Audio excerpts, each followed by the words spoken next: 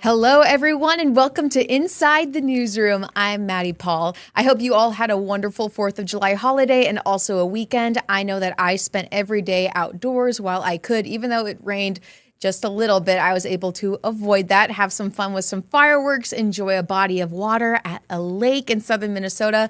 That was my weekend, but I hope you all had a wonderful weekend too as we come back inside the newsroom to talk about our trending stories from the KELOLAND area and bring in our newsroom staff members to give you a behind-the-scenes look at how we put those trending stories together. Starting off with our meteorologist, Scott Munt, Scott, did you have a good 4th of July weekend? Yeah, it was nice. You know, family was off on the 4th. Yeah, Yep. I worked the morning, midday, which is fine. Then the rains came through in Sioux Falls around 9 o'clock, so that probably put a damper on everybody's fireworks. But being selfish, that was fine because I had to get up the next morning anyway. So then, people weren't shooting off fireworks all night, keeping me awake. I forgot to bring a sparkler for you on Saturday, so I apologize in advance for that. But that's okay. My kids had some. Good. Yeah, I'm glad. Yeah. So we delayed everything until the 5th. Yeah. They were able to do stuff. So that was nice. Yeah, so it was a nice weekend. It was a really nice weekend. Mm-hmm. I have to actually... I know we're talking about how nice it is, but let me complain just for a little bit. That's fine. I hear it. I hear it anyway. You hear it anyway. Since you're the Met, why not? I think it's cold outside. Like in the mornings, like the 60 degrees, 70 degree. I'm always like, I'm so serious right now. I'm like, where's my winter coat? What? I can't explain it, Scott. I just want heat. That's like all I need right now. I live in the Midwest. You would think that I would be okay with 60s, I'd get used to it, and then the 80 degrees is like a hot day, but no, that's like a good temp day for me.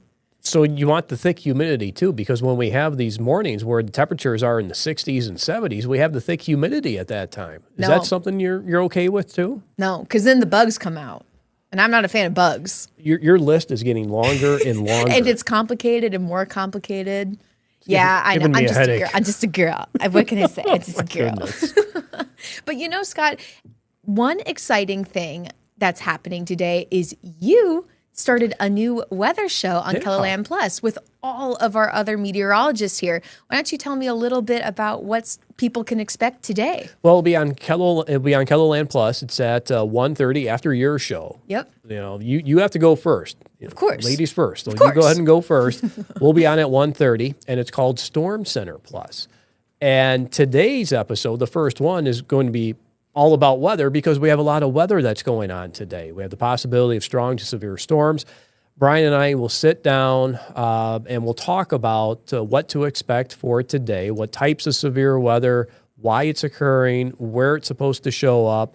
And we talk about that for at least 20, 25 minutes. Now, it won't always be about weather. We'll bring in maybe some gardening segments, how our gardens are doing, what we did over the weekend, how we celebrated the 4th of July, much like what we just did at the beginning of this segment. Yeah. And is this kind of the layout that you want for Storm Center Plus? I mean, how about this question for our viewers watching right now? What's going to make Storm Center Plus so different from what we see on our regular broadcasts for weather? Well, it'll be more of an in-depth conversation. Okay, we have about 20, 25 minutes to help explain what's going on with the weather. And like I said before, it won't always be about weather. We'll bring in different topics too. But when you boil it all down, sooner or later, yes, it will relate back to weather. But it gives us time to go more in depth of what's going on. Why is this occurring? Why did we have a double rainbow the other day? We saw that with our Lake Preston live cam.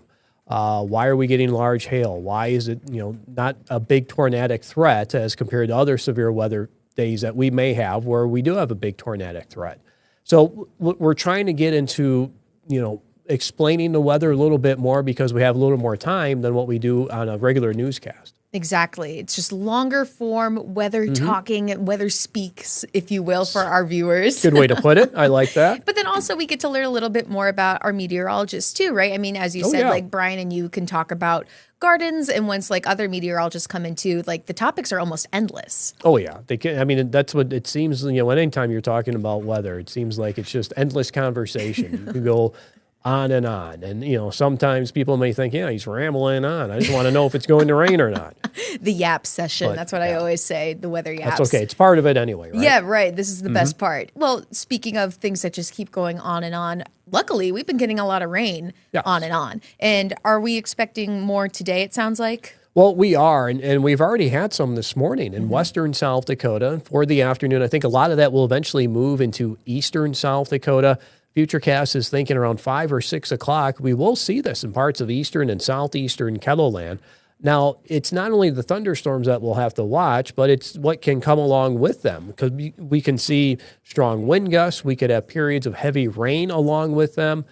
We could also have some hail, and unfortunately, there is enough spin in the atmosphere that I wouldn't be surprised if we get a tornado warning or two to come out of some of these individual cells that will try to develop. But I'm just going back and forth here on Futurecast, and you can see, let's go ahead and go back to about 3 o'clock, 2 o'clock. You can see those scattered storms from east central South Dakota into northeastern Kettleland. And then as we go through the afternoon and into the evening, notice how they are moving east and southeast just in time for the early evening hours. And again, any of those storms that do develop will contain periods of heavy rain and, unfortunately, the possibility of severe weather. The outlook for severe weather, as compared to what we had this morning, that enhanced risk, what you see there in orange, this morning, a lot of it was in central Nebraska. Some of it did nudge up into south central South Dakota. The new update has expanded that a little bit farther to the northeast now. And then when we dive into it, what are our chances of seeing strong wind, large hail, or the tornado threat? The wind threat is the big threat that we have out of the storms for today. And we have this outline here in red. That's a 30% chance. You take any given point in that red area, a 30% chance, 25-mile radius around it, that we can have a thunderstorm produce a severe wind gust. Wow. Yep, so they're able to narrow it down that way. And, of course, surrounding that area in yellow, it's down to 15, and then, of course, 5 in brown. There's also that risk, as outlined by the Storm Prediction Center, of significant wind, which is a wind gust of 75 miles per hour or more. It's at least a 10% chance, again, a 25-mile radius around one point, anywhere shaded there in light blue. So wind is the main threat, Maddie, of any of these storms that do develop for today. I feel like, you can correct me if I'm wrong, you're the expert, obviously, but like with most of our severe weather coverage that we've had recently, it's always been more on the wind that we've been looking at lately, right, Scott? Well, it has been. We get these dry air intrusions usually, and we've had these high dew point temperatures as of late, upper 60s, lower 70s. That's the humidity that you don't like, because then it brings out more bugs. It does, the mosquitoes, the gnats. Well, I know all about it. But when we get these dry air punches, it's able to bring some of that air down to the surface, and then we get these strong surface winds out of those thunderstorms, unfortunately.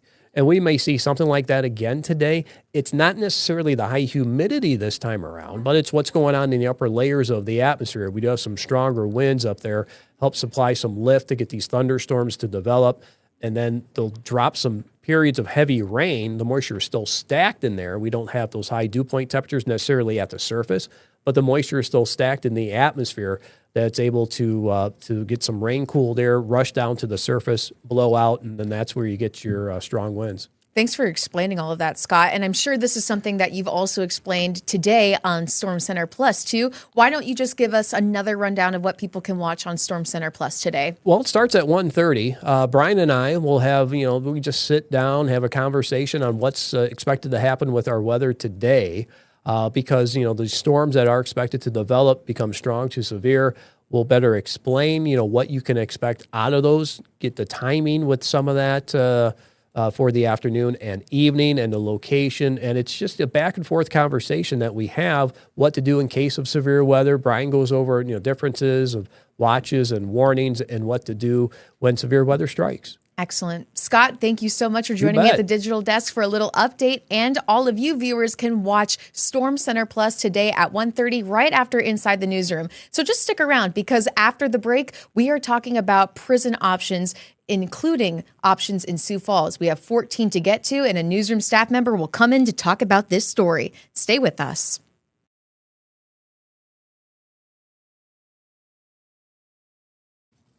And welcome back to Inside the Newsroom. Project Prison Reset's task force is set to focus on 14 options for new prison facilities in South Dakota. And the group is scheduled to meet up again tomorrow on Tuesday, July 8th. Joining us now is our KELOLAND digital reporter, Ray Yost, who is uncovering 14 of those possible options and what it all means. So, Ray, as you're beginning to look at documents right now, what are our locations so far? Well, they're looking at locations, a site in Sioux Falls called the Sweetman site, and this is a relatively new site. It's in northeastern Sioux Falls, kind of near Bonson Avenue. And then they're looking at a site in Combo called the North Farm, which is north of the existing prison. It's north. It's a little ways north. It's not just adjacent as, kind of the perception may be, but it's a little bit north across the river and over the bike trail. And then they're looking at site possibilities, designs for site possibilities near Worthing.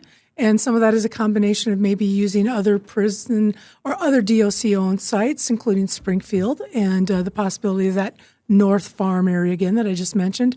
And then Mitchell and Worthing with those combinations kind of as well. I'm referencing a post or a story that our reporter Dan Santella did, I believe on July 4th or 5th, and he said that the lowest projected cost among the 14 is the Sweetman Partner site, which is about $600 million, and that's just one of the options. Mm-hmm. Have you seen other prices listed in some of those locations? How do they compare if this is the cheapest option? Yeah, you're looking at probably, almost $900 million for one option. And that would include the North Farm and Sweetman property, but that generally is if you're looking at more cell style, without the dorm type facility for, less restricted offenders. And then a little bit farther out, you might be looking at, something in Mitchell, for example, would be possibly $860 million or $857 million. So it kind of, the prices range may get a little more costly if you increase the number of sites or locations, or as you generally maybe get a little farther away from Sioux Falls. That's just a general, yeah. Yeah. And as I just said, Dan Santella made this post about the 14 possible options, but you're breaking it down more today for our newscast tonight on KELOLAND News. So as you're going through the documents yourself, Ray, and as you're putting this story together for us and yourself, what important features are you looking through as you are doing your research now? What do you want to highlight, do you believe, in your stories? Well, I think one of the things is obviously the cost, but I think people want to know what does that cost entail? So does that mean you're putting in 1,100 beds in a cell style thing, or is there double occupancy? Is it for 1,500 beds and 900 of those might be minimum or lesser? Less restrictive offenders in a dorm style prison? Or where is this site located? Are you looking at a combination in Worthing doing it all there? Or is it going to work with the site by the Jameson prison, for example? So there's any number of things, but I think in addition to cost, you want to explain, I need to explain where these how they break that down. What does that mean for the number of inmates in each? You've got a combination with all of these, and that can all impact the cost. Absolutely. Anything else that you'd like to say about what viewers can expect for your story as it airs tonight on our KELOLAND newscast and online?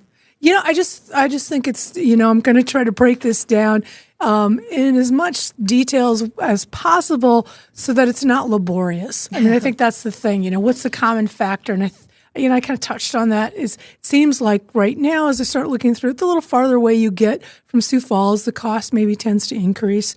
And then the style. I think one of the key things that I've looked at, having looked at a number of different prisons in a number of different states, the dorm style seems to really have an impact on the cost too. That can help reduce the overall cost of a project because you're looking at, a specific facility built for that specific type of offender.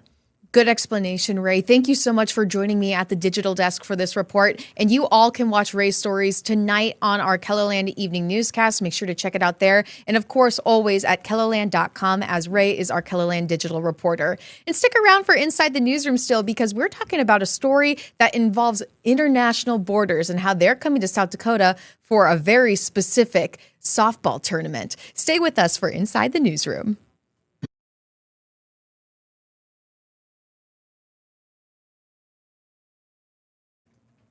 Welcome back to Inside the Newsroom. Now, many teams travel hours to compete in the Ringneck softball tournament, but there's one group that travels from another country, and these Canadians say it's worth it just for the competition. Everyone's in cars. Typically, families come with each of the kids. Sometimes you have to carpool. Cool part about this age group is that we've got siblings in various age groups. So we've got some older sisters and some younger sisters, and it's very supportive.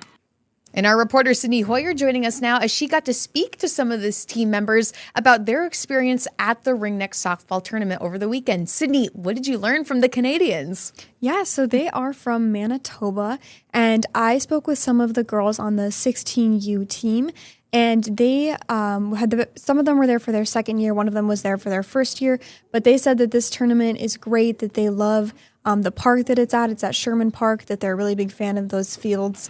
And that they would love to keep coming back in the future. It sounds so fun. Are you interested in sports, or did you ever play growing up yourself? I played a little bit of softball when I was younger, for 2 years. Okay, so when you got out into the fields, you were like, okay, my home. I get it. I'm a little familiar with this.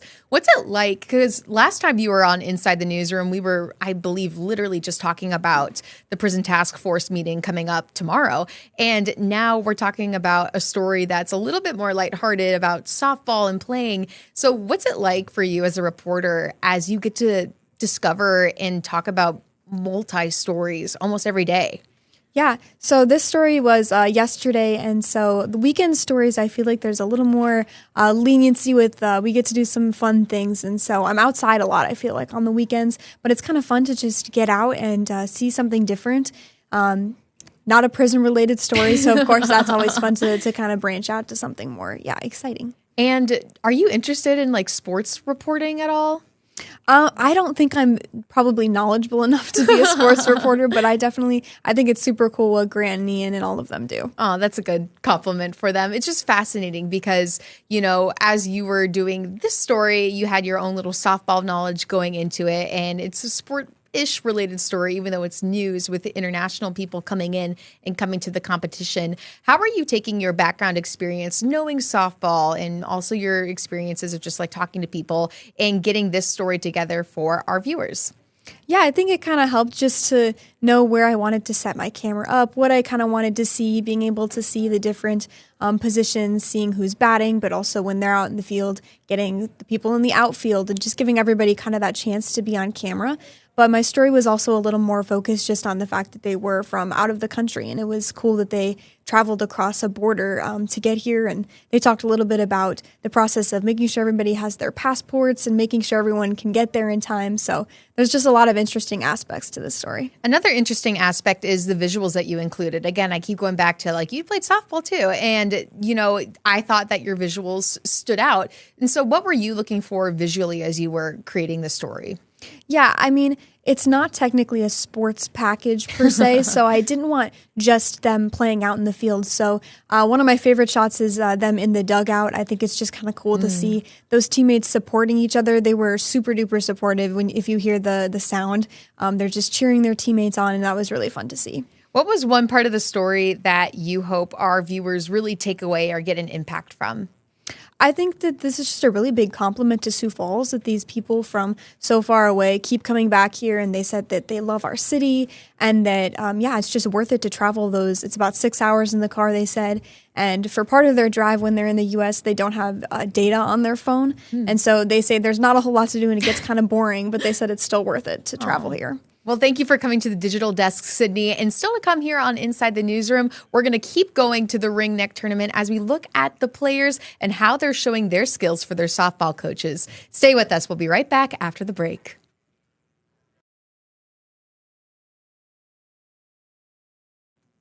Welcome back to Inside the Newsroom. Now, we heard about the Canadians doing the softball tournament, the Ringneck tournament here in South Dakota. But what about our own state players? Well, our reporter Travis Foston got to talk to them about their first pitch before the big tournament.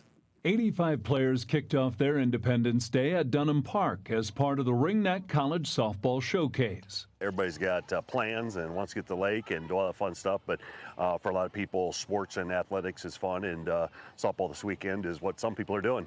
Shane Bauman is the head coach at Northwestern College and owns Champion Circle Fast Pitch, which hosts the annual showcase. The event allows campers to work directly with local college coaches. A lot of these student athletes don't get to be in front of a lot of colleges. And I think we've got 8 to 10 coaches here today, 30 some that have worked it over the years, that we share any and every bit of information of all these student athletes with, and just giving them opportunity to get in front of colleges. I just like having fun with my friends and my teammates, and I like exploring the colleges that I have. 13-year-old Tenley Stevenson is back at the showcase for a second straight summer with a to-do list. Pitching and my corners and my hitting. And one day her hard work may pay off. I really want to play college softball because I watch it on TV and I see what amazing things can happen. While not everyone will earn a scholarship with their hitting, throwing, and fielding skills, this showcase is all about helping kids improve. Can I throw? Can I catch? How do I hit a little better? But it's also life skills. You know, how can we help them smile? How can we help them be happy, be confident, and overall just become powerful women and make a difference in society? And that was Travis Fossing reporting right there. And that's all the time that we have for Inside the Newsroom today. Thank you for watching. Of course, as always, you can watch Inside the Newsroom on KELOLAND Plus Mondays through Fridays at 1 o'clock. And now, after Inside the Newsroom, you can watch Storm Center Plus with our meteorologists coming in and talking about their weather forecast. They may even talk about their gardens. They may even talk about weather terms. What's the difference between a watch and a warning? There's plenty of topics that they can uncover. We know, as Scott said earlier in the show, that we can just talk. Yap. That's what I say. It's their yap sesh. That's what Storm Center Plus is all about today at 1:30 on KELOLAND Plus. Make sure you go over and watch it because I know Brian and Scott are very excited to give you the information that you need on the weather forecast for today, as there may be some severe weather chances, but then also learn a little bit more about them because you will learn their personalities. As always, they're very, very bright and colorful people. You could just see that through their personalities. And that's what the show is really going to represent out of them too. So Inside the Newsroom every Monday through Friday at 1 o'clock. And now Storm Center Plus happening right after Inside the Newsroom. So stick around because that's going to start very soon. Until next time, have a great day, everyone.